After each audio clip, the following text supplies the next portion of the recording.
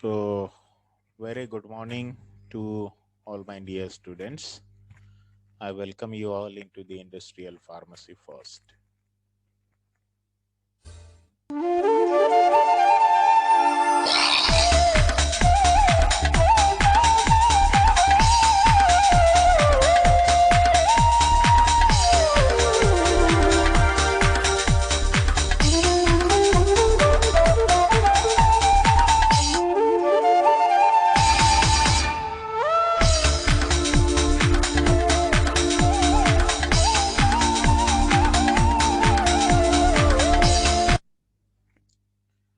Dear student, we are on to the pellets.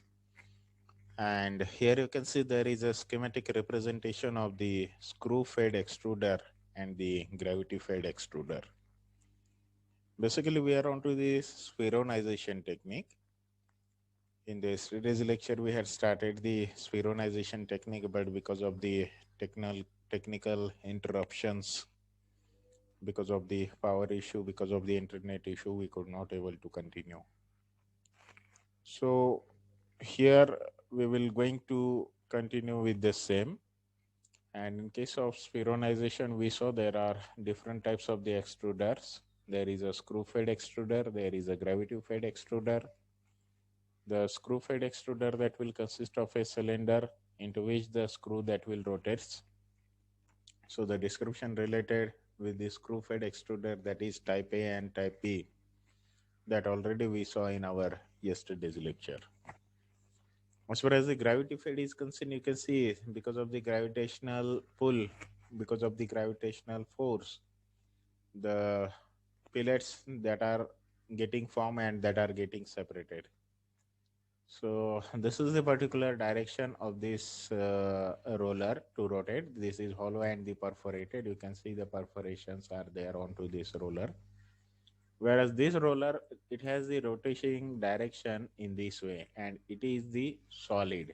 It will going to act as a pressure roller. So when the pellet that will fall onto this hollow perforated cylinder, this roller will act as a pressure roller in order to introduce the pellet into this particular roller. And once it will get introduced, then from another perforation it will comes out. Then it is going to be collected.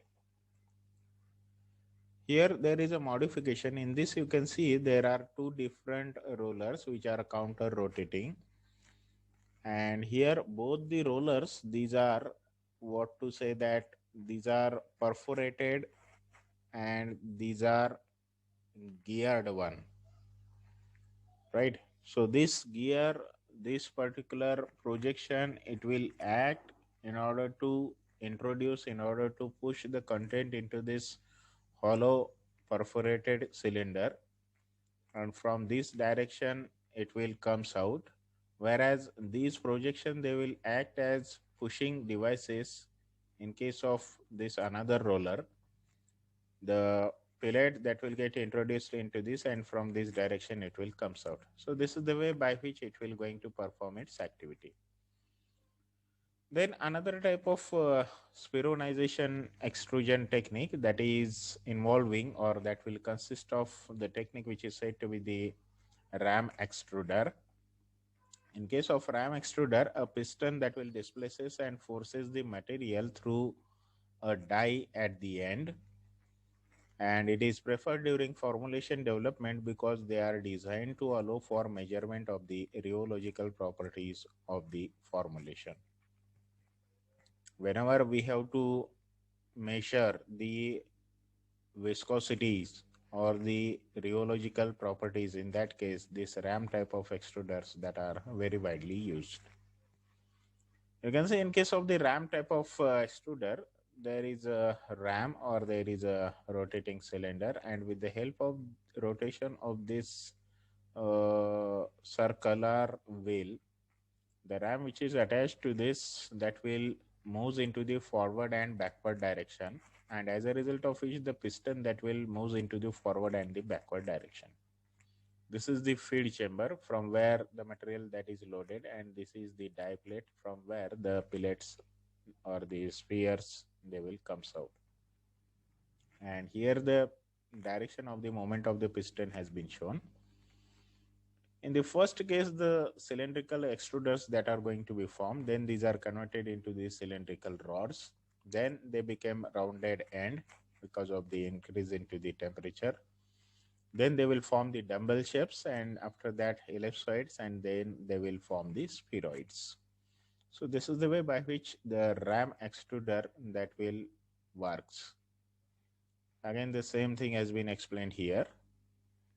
Then there is a extrusion spheronization, that is the formulation components such as fillers, lubricants, and the pH modifiers. They will play a critical role in case of the extrusion spheronization. The granulated mass that must be plastic and the sufficiently cohesive and self-lubricating. During the spheronization step, it is essential that the extrudates break at appropriate length and have sufficient surface moisture. So during the process of extrusion spheronization, there are different factors which plays a significant role. So the different characteristics which are significant, these are the drug substance formulation, extrusion, spheronization. As far as the drug substance is concerned, you can see there is a particle size distribution, particle shape, solubility. Among these, the particle size and the particle shape, that is relatively having the higher significance than that of the particle size distribution and the solubility. If it is the formulation, then there is a high significance of the water content and the excipient type compared to that of the excipient concentration and the excipient particle size, whereas the water temperature, that is the least.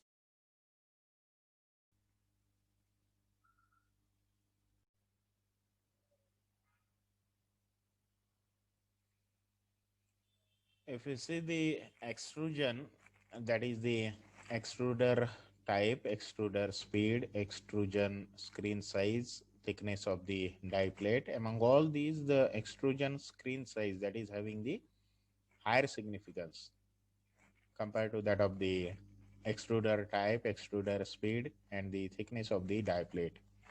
Extruder type, extruder speed, that is having medium significance, whereas the thickness of the die plate, that is having the least significance.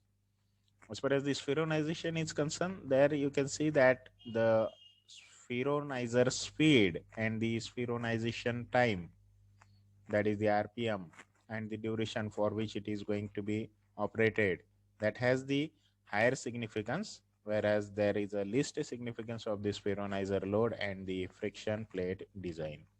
So that will give the clear-cut idea as far as the critical characteristics and their significance are concerned during the process of extrusion and the spheronization. Then you can see the formulation components such as filler, lubricant, and pH modifier, they will play a critical role. The granulated mass, that must be plastic and sufficiently cohesive and self-lubricating. During the spheronization step, it is essential that the extrudates break at appropriate length and have sufficient surface moisture.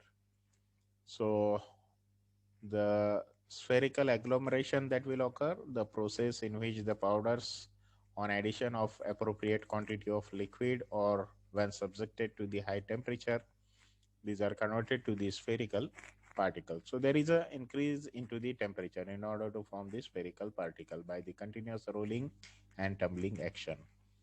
The spherical agglomeration that can be divided into the two categories, liquid induced and the melt induced agglomeration. Liquid induced agglomeration, the liquid is added to the powder before and during the agitation step. As the powder that will comes in contact with a liquid phase, they form agglomerates or the nuclei. This is very common and general, as you can see, which initially are bound together by the liquid bridges, and these are subsequently replaced by the solid bridges. If you just compare this process with the household cooking remedy, that is the preparation of the doughs for the chapatis. So what we are doing, we are first taking the flour, wheat flour, and in that slowly we are going on adding the water. So that water that is going to be acting as a liquid bridge. But as we will go on mixing, so that will get converted into the solid bridges, and there is a formation of the dough. So the same logic you can apply here also. The nuclei formed, they will collide with other adjacent nuclei and coalesce to form the larger nuclei or the pellet. The coalescence process that will continue for some time. Coalescence is replaced by layering, increasing the size of the latter until pelletization is completed. If the surface moisture is not optimum, some particles may undergo nucleation and coalescence at different rates, forming the different sizes of nuclei admixed with the larger pellets. As a result, spherical agglomeration tend to produce pellets with a wide particle size distribution. So spray drying and the spray congealing, this is the another technique of the process of pelletization. This is known as the globalization processes, and it will involve the atomization of hot melts, solutions or suspensions in order to generate the spherical particles or the pellets. The droplet size in both the processes is kept small to maximize the rate of evaporation, because there is a larger surface area, and if the larger surface area is there, so that will increase the rate of evaporation or the congealing. Consequently, the particle size of the pellets produced is usually very small. There is another technique which is said to be the pelletization, that is the cryopelletization, in which the temperature that is reduced. In case of the spray congealing, there is a increase into the temperature, but in case of the cryopelletization, the process that will be carried out at a reduced or at a lower temperature. A process whereby droplet of a liquid formulation are converted into solid spherical particle or the pellets by using the liquid nitrogen as the fixing medium. The technology, which was initially developed for the lyophilization of the viscous bacterial suspensions, and it can be used in order to produce the drug-loaded pellets in the liquid nitrogen at 160 degree Celsius. Note that it is the minus 160 degree Celsius, right? So in case of the cryopelletization, the temperature at which it is operated, that is the minus 160 degree Celsius. So the temperature is the minus 160 degree Celsius. Then there is a pelletization, that is said to be the melt pelletization, and in case of melt pelletization, there is a increase into the temperature. So the process whereby a drug substance and excipients are converted into a molten or the semi-molten state. Molten, that is nothing but the mass which is going to be formed by rise into the temperature, so that it will get melted and will form the mass.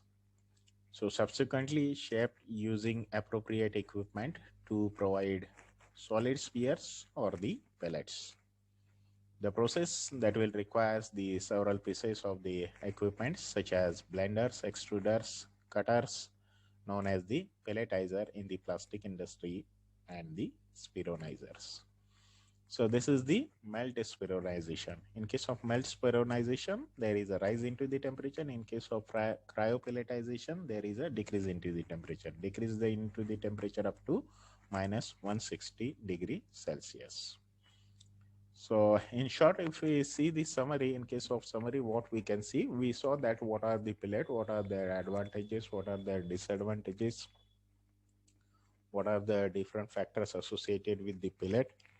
Then we had gone through the process of pelletization. So the pelletization, that will consist of the various methods of preparation of the pellets.